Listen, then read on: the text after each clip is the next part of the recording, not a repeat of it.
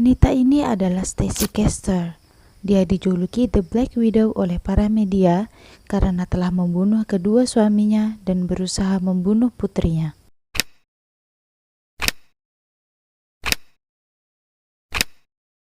Stacy Ruth Daniels lahir dari pasangan Jerry Daniels dan Judy Eaton pada tanggal 24 Juli 1967 di Clay, New York. Dia merupakan anak kedua dari 3 bersaudara. Masa kecilnya dia merupakan anak yang ceria, berani, dan rasa keingintahuannya yang besar. Tumbuh menjadi gadis yang pintar dan cerdas. Ia bersekolah di Westport Central School. Gadis itu bercita-cita ingin menjadi seorang pengacara.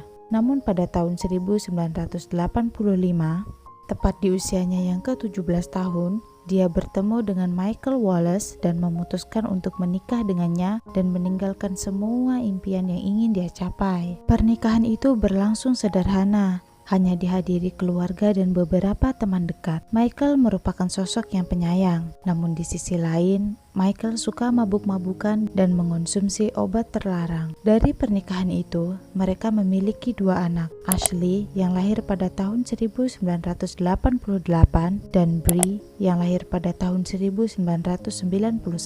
Menurut pengakuan Stacy, Ashley sangat dekat dengannya, sedangkan Michael lebih dekat dengan putri kedua mereka. Hidup dengan ekonomi yang pas-pasan mengharuskan kedua pasangan ini harus bekerja ekstra. Michael bekerja sebagai montir, sedangkan Stacy bekerja sebagai operator petugas ambulans. Setelah beberapa tahun menikah, secara mengejutkan tepat di hari Thanksgiving, Stacy memberitahu temannya tentang keinginannya untuk bercerai. Namun dia mengurungkan niatnya itu karena tidak ingin merusak libur Natal mereka dan menunggu hingga awal tahun. Tetapi Michael tiba-tiba jatuh sakit. Dia sangat lemah hingga sulit berjalan dan berbicara. Ashley yang saat itu berusia 12 tahun sepulang dari sekolah, dia menelpon ibunya untuk mengabari dia telah di rumah dan bersama dengan ayahnya yang berada di sofa. Beberapa saat kemudian, dia melihat ayahnya mengangkat lengannya ke atas, lalu lengannya terkulai lemah, dan pada saat itu, dia melihat ayahnya telah meninggal. Gadis itu bingung dengan apa yang dia lihat dan tidak tahu apa yang harus dilakukan, dan akhirnya memutuskan keluar menjemput adiknya di sekolah. Ketika Stacy tiba di rumah, dia kemudian menelpon 911.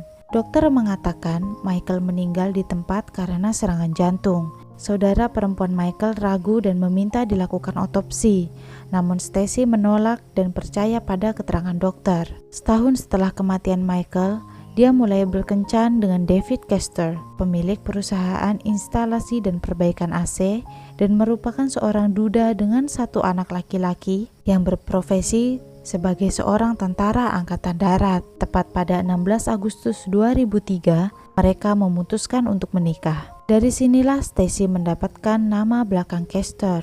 Wanita itu kemudian bekerja sebagai manajer di perusahaan milik David. Stacy lalu membawa kedua putrinya untuk ikut tinggal bersama mereka, dan hal ini justru memperburuk keadaan. David mulai mengendalikan mereka. Dia membuat peraturan-peraturan yang ketat yang harus dipatuhi. Stacy mempertanyakan aturan-aturan itu, dan dia tidak akan mematuhinya tanpa alasan yang jelas, sehingga pernikahan mereka mulai mengalami masalah. Di bulan Agustus 2005, Stacy menelpon 911 untuk memberitahu kalau suaminya telah mengunci diri di kamar seharian penuh setelah mereka bertengkar hebat. Ketika petugas polisi sampai di rumah Kester dan mendobrak pintu kamar David, mereka menemukan David terbaring telungkup tanpa mengenakan pakaian di ranjangnya dan dinyatakan tewas di tempat. Stacy shock dan berteriak mengatakan bahwa suaminya tidak mati. Ditemukan wadah zat anti beku berwarna biru di bawah tempat tidur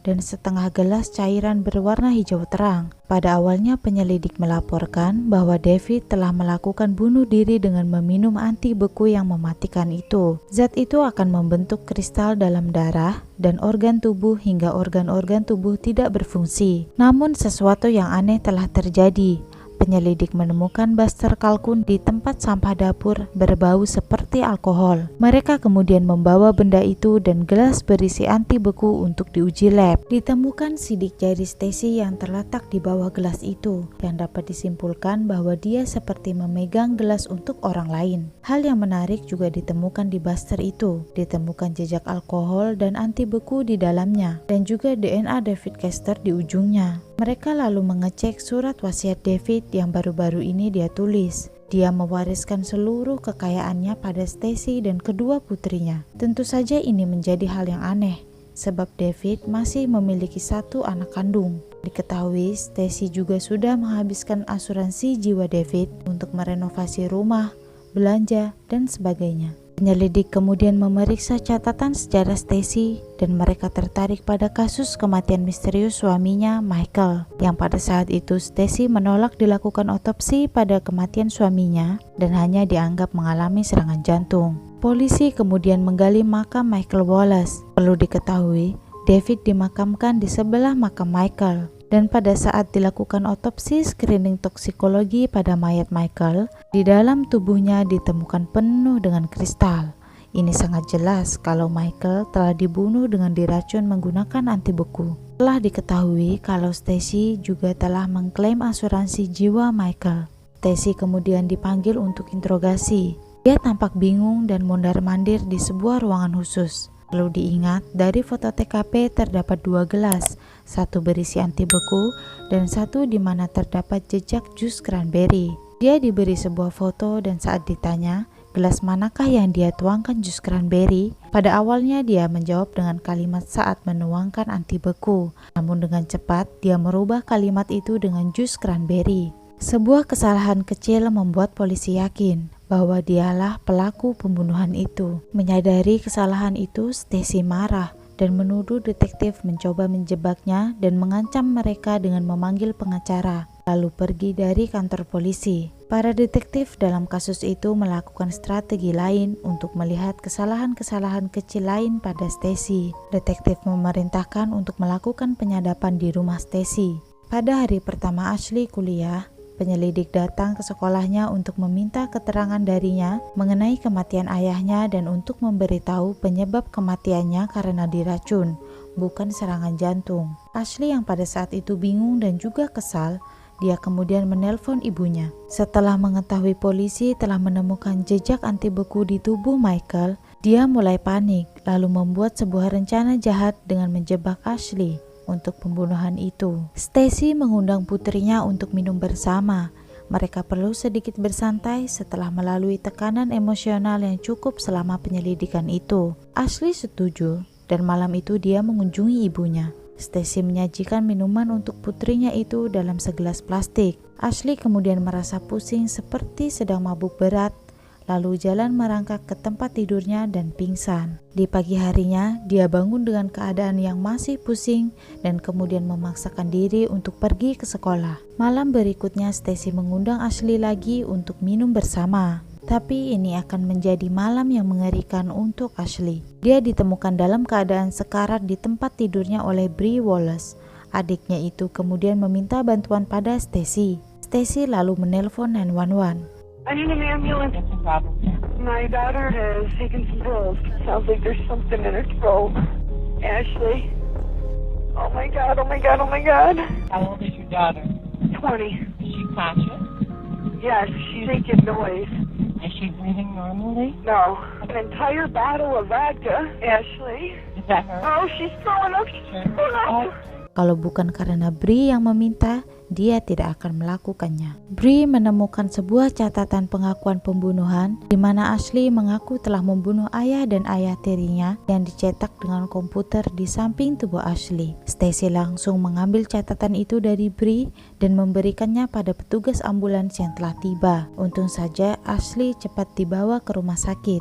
Jika tidak, nyawanya tidak akan selamat. Hasil tes menunjukkan terdapat obat penghilang rasa sakit yang berakibat fatal dalam tubuhnya. Setelah sadar, petugas meminta keterangan darinya mengenai catatan itu. Yang dia ingat, hal terakhir yang dia lakukan adalah meminum minuman beralkohol yang dibuat oleh Stacy, dan dia tidak menulis catatan itu. Setelah 2 tahun para penyelidik mengumpulkan bukti, Pada tahun 2007, polisi mendapatkan surat penangkapan untuk Stacy Kester. Selama di pengadilan yang berjalan selama 4 minggu, dia tidak pernah mengakui pembunuhan itu. Justru dia terus menuduh Ashley yang melakukannya. Bahkan dia menyewa detektif swasta untuk memperkuat alibinya. Detektif sewaan itu menemukan beberapa konsep surat bunuh diri yang ditulis Ashley kepada pacarnya saat di SMA. Dan tentu saja itu hanyalah drama masa remaja. Namun hal ini digunakan tim pembela Stacy sebagai tanda bahwa dia benar-benar melakukannya. Namun jaksa William Fitzpatrick menemukan konsep bunuh diri yang dituduh ditulis Ashley di komputer milik Stacy. Dan menurut analisis forensik komputer yang dilakukan kepolisian, mengungkapkan bahwa surat itu dibuat saat Ashley masih berada di sekolah. Sedangkan Ashley baru mengetahui jika ayahnya keracunan anti beku saat penyelidik datang ke sekolahnya. Jelas ini membuktikan bahwa Ashley tidak menulisnya. Mereka berpendapat bahwa usaha bunuh diri merupakan upaya pembunuhan yang dilakukan Stacy terhadap putrinya sendiri. Tim pembela Stacy mengatakan Ashley cemburu karena ayahnya lebih menyayangi adiknya. Namun jaksa mengatakan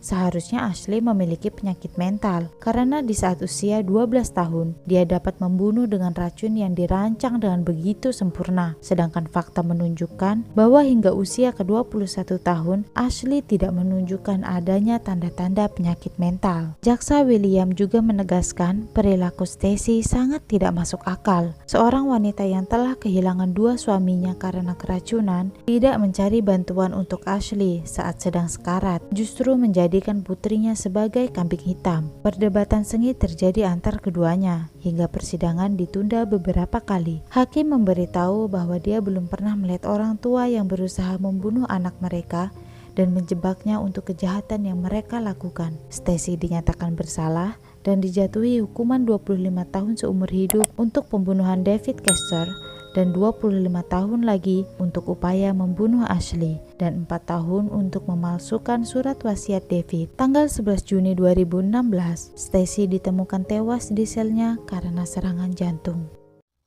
Terus dukung channel ini dengan klik subscribe dan aktifkan loncengnya. Terima kasih.